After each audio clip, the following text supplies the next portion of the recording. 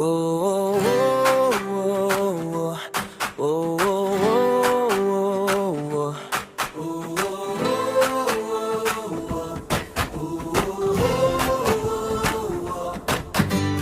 Lunes ng umaga, Mayo a 11 ang petsa. Sa loob ng Senado, ramdam ang kaba at banta. Sa gitna ng sesyon, nag-abot ang dalawang panig.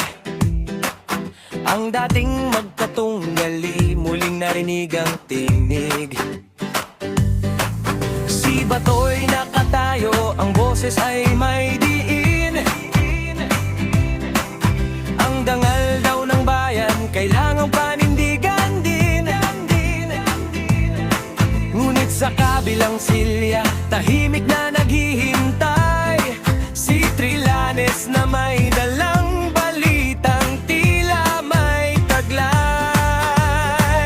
O sa ilalim ng simbolyo ng batas at katarungan, nagbabangga ang prinsipyo, nag-aapoy ang bulwagan. Waran ng ICC, usap-usapan sa bawat sulok. Sino ang tatayo, sino ang lulubog sa dulo? Sa pagitan ng general at ng sundalo, sino ang magsasabi ng tunay na kwento?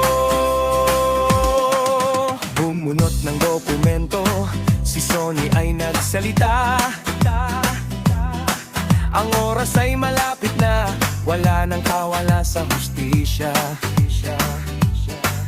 Binanggit ng ICC ang warat na hinihintay.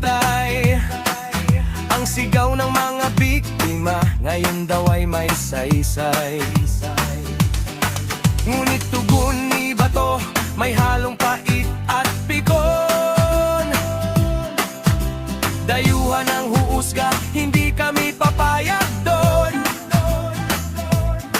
Ang soberanya ay sandata, ang batas ay baluti. Sa gitna ng bakbakan, sino nga ba ang mabuti? Hastisya